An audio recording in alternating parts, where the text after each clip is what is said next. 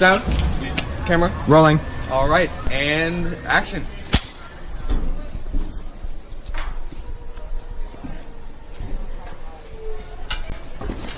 All right, cut. That was good, guys. All right, that was good. I'm thinking we get a wide angle, and then we're done. Okay? All right, yeah, cool. Like, how much further? Like, A little more. A little more. you got? Yeah. Whoa!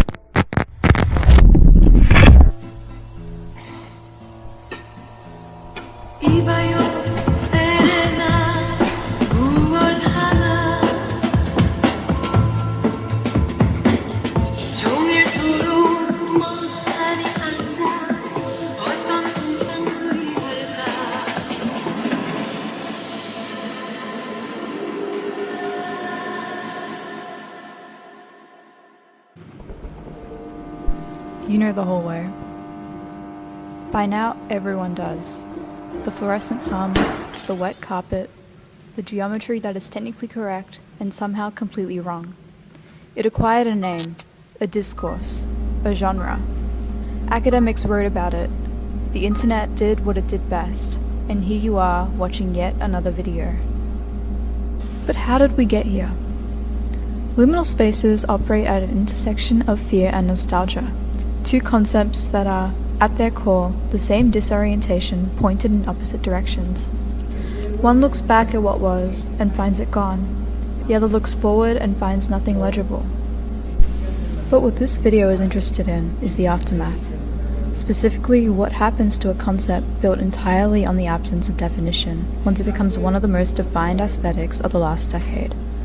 What happens to the threshold when everyone knows where it is? What happens when the answer we have been looking for has less to do with the spaces themselves and what we have done to them? And what does that say about the particular way people have learned to confront dread?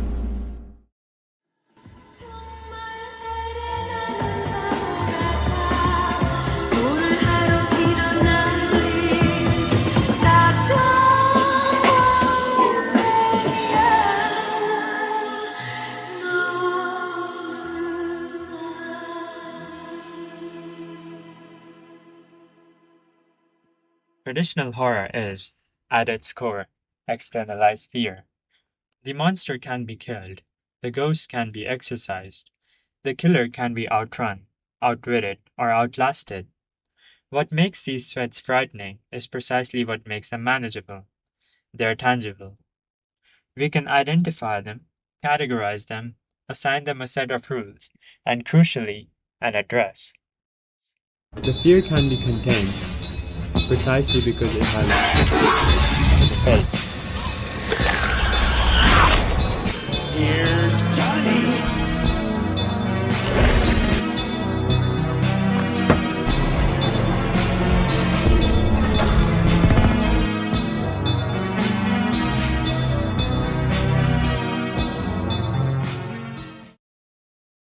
This is what the uncanny destabilizes. The uncanny does not give fear a face. It gives fear your face, reflected back through something that should be familiar and isn't quite. It does not present a monster, it presents a corridor. And a corridor, unlike a monster, cannot be defeated. The moment the fear stops being about something out there and starts being about something in here, the geography of escape collapses entirely. You cannot outrun a source of dread that is using your own nervous system as its architecture. There is no exit from your own pattern recognition. This dynamic is nowhere more visible than in games. Introduce a monster into a horror environment and watch what happens to the environment itself. It disappears. Alien Isolation is a masterclass in production design, a meticulously reconstructed world of retrofuturist detail and claustrophobic spatial logic. And the moment Xenophore rounds a corner, none of that exists anymore.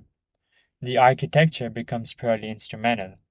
Vents are hiding spaces, corridors are escape routes, rooms are assessed only for cover. The puzzle is no longer the space. The puzzle is survival. The monster has not enhanced the horror of the environment, it has replaced it. The player is no longer reading the space. They are simply trying to leave. Externalized fear is, in a strange way, a gift. It is methodical. Destroy the object and the fear resolves. The player leaves, having survived something nameable. Liminal horror removes that option entirely. There is no threat, nothing to destroy. The hallway is not dangerous, it is simply wrong. Wrong in a way that resists articulation and refuses resolution. And because the fear has no external object to attach itself to, it has nowhere to go but inward. It does not frighten you and leave. It settles, quietly, behind the eyes, in the part of the brain that pattern matches and finds no pattern. The dread becomes indistinguishable from the person experiencing it. In this way, traditional horror weaponizes external fear, while liminal horror internalizes into something you cannot confront. The former scares you, and, as it turns out, the latter is considerably harder to shake. But who are we to dictate your fears? How about you see this for yourself?